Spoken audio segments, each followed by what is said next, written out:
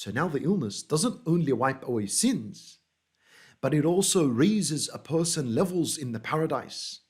Listen to this hadith.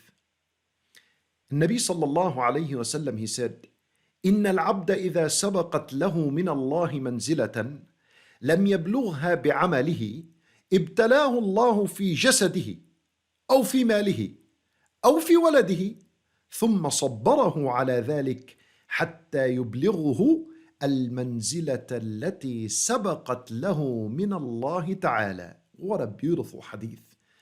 And this is an authentic hadith. And Nabi sallallahu alayhi wa sallam said, if a servant or a slave from among the slaves of Allah, Allah Azza wa Jal had written for this person a high level in the paradise, and this slave will never reach that high level in the paradise, he will never reach it بعمله.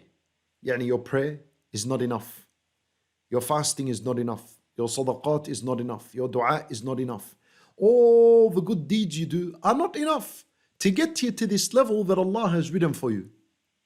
When your deeds are not enough, Allah subhanahu wa ta'ala begins to test you in your jasad, in your health, and in your wealth, and in your children.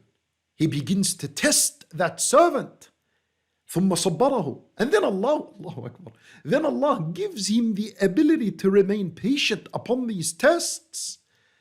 And Allah would continuously test him until this servant reaches the level in the paradise that Allah subhanahu wa ta'ala had decreed for him and has written for him. Subhanallah.